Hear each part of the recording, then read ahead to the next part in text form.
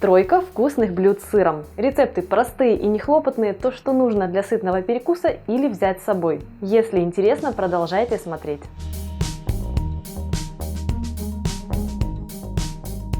Всем привет! Меня зовут Галина Артеменко, это канал Жизнь Вкусная, и сегодня во время закупки в супермаркете я приобрела 3 разных сорта сыра Кома. Каждый из них по-своему интересный, поэтому рецепты для вас я подобрала с учетом их вкусовых особенностей. Раскроем вкусовой потенциал каждого сорта, приготовим сырные маффины, очень нежный сэндвич с тунцом и куриные быстро-тарталетки. В первом рецепте я буду использовать сыр Фамилия. Он очень нейтральный по вкусу, имеет, скажем так, классический сырный вкус и поэтому очень универсальный с точки зрения применения. С ним мы приготовим сырные маффины.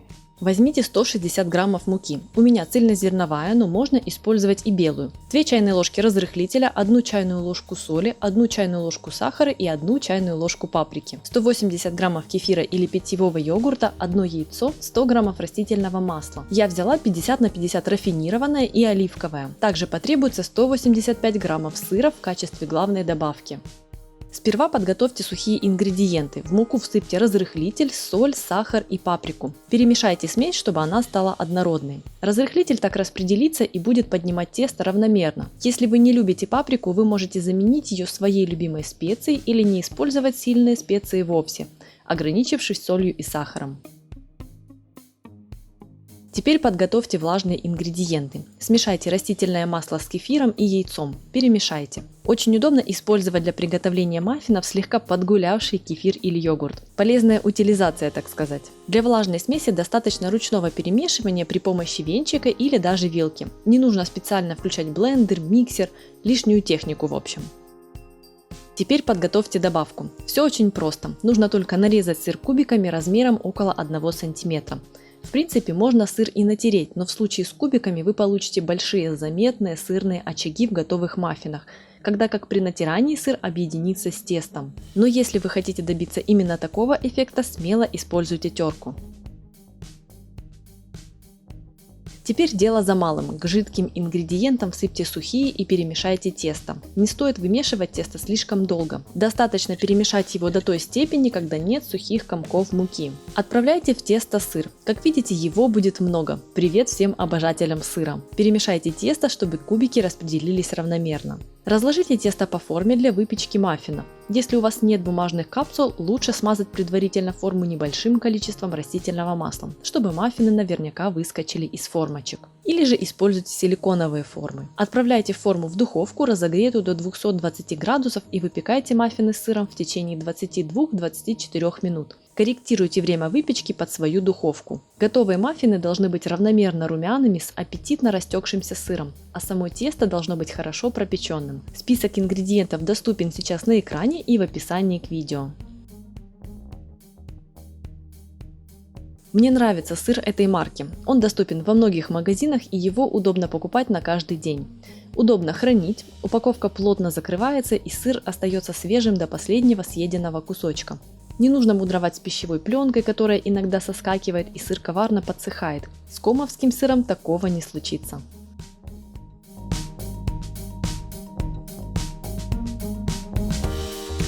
Для второго рецепта я подобрала сыр Тенера. Он имеет очень сильный сливочный вкус, сильный сливочный аромат, поэтому идеально дополнит любые сэндвичи, бутерброды, домашнюю шаурму, бургеры и панини. Для этого рецепта возьмите тостерный хлеб, 1 банку тунца в собственном соку, 6 ломтиков сыра, половину красной луковицы и перец для пикантности. К тунцу добавьте перец и разомните вилкой. Жидкость тунца я не сливаю, чтобы получить сэндвичи с влажной серединкой, чтобы сами ломтики хлеба были слегка пропитаны этим соком. Нарежьте тонкими полукольцами луковицу. Красный лук имеет мягкий сладкий вкус, который отлично дополнит тунца, но не забьет его вкус ни ароматом, ни остротой. Давайте соберем сэндвичи. Так как тостовый хлеб у меня небольшого размера, я половиню каждый ломтик сыра. Если у вас хлеб крупнее, используйте целые ломтики. Уложите на хлеб слой сыра, затем выложите немного лука, после слой тунца, довольно щедрый. Вместо тунца, кстати, можно использовать сардину или скумбрию, или даже сардину в томатном соусе, но будет уже другой вкус. Еще 1 ломтик сыра и 2 кусочек хлеба. Отправляйте сэндвичи в гриль, мультимейкер или просто на сухую сковороду. Необходимо хорошо прогреть их, слегка прижимая, чтобы сыр расплавился и склеил хлеб, запечатав рыбу с луком внутри. Когда сыр расплавится и хлеб станет румяным, сэндвичи готовы.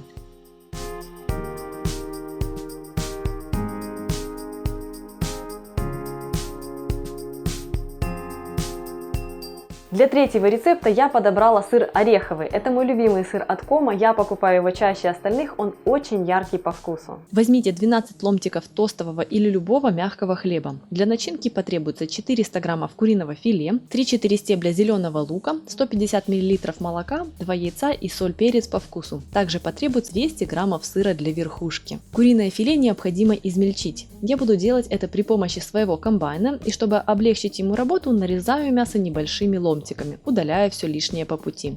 Если хотите, можно измельчить мясо на мясорубке. Фарш должен быть максимально однородным, так что используйте мелкое сито во время измельчения. Вместо грудки можно также использовать мясо с ножек или индейку, а также интересный вариант получается, если сочетать грудку с куриной печенью в пропорции 1 к 1. Вариант для тех, кто любит печень.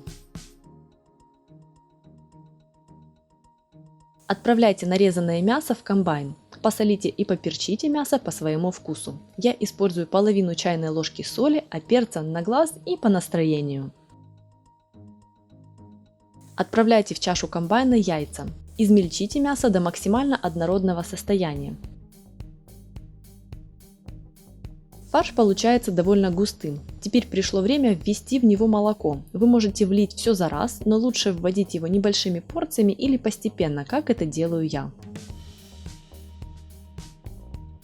Фарш получится очень нежным, мягким, кремовым. Начинка в тарталетках будет сочной, тающей, ни единого намека на сухость. Мелко порубите зеленый лук. Я не добавляю его в фарш во время измельчения в комбайне, так как иногда он измельчается не очень равномерно, да и в нарезанном виде смотрится аккуратнее. Вместо зеленого лука вы можете использовать и другую зелень, а также разнообразные комбинации. Переложите куриный фарш в удобную для смешивания миску. Отправляйте к нему нарезанный лук и тщательно вмешайте добавку.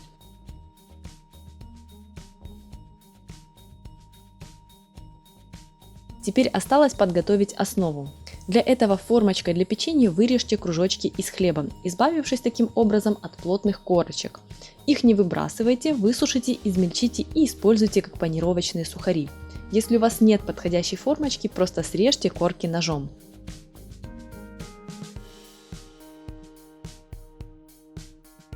Теперь вооружитесь скалкой и пройдитесь по каждому ломтику хлеба, расплющивая его. Это нужно для того, чтобы пласт стал более податливым и его было удобнее выкладывать в формы для выпечки. Не страшно, если хлеб будет где-то ломаться. Начинка все соберет в единое целое. В зависимости от производителя тостовый хлеб имеет разный по эластичности мякиш. Какой-то крошится сильнее, а какой-то не крошится совсем. Подготовленные ломтики хлеба уложите в форму для выпечки маффина, чтобы получились корзинки. Не нужно тщательно утрамбовывать хлеб, просто дайте ему принять форму емкости. Как я уже говорила, если кусочек где-то распадется, это не страшно. Теперь распределите куриную начинку внутри каждой хлебной корзинки. Я использую для этого кондитерский мешок, мне так удобнее. Сыр нарежьте кусочками толщиной в 1-1,5 мм. На каждую тарталетку пойдет по 2 ломтика сыра, так что вам необходимо получить 24 кусочка. Выложите сыр на тарталетки, я укладываю их крестом. В процессе выпечки сыр будет таять и сползать вниз, обволакивая начинку и спускаясь на саму форму. Выпекайте тарталетки при 200 градусах около 20 минут, пока они не зарумянятся. Тающий сыр, выползающий на форму, получится хрустящим, как чипсы, и это самое вкусное. Но если вы не совсем уверены в покрытии вашей формы, лучше смазать ее небольшим количеством масла перед выпечкой.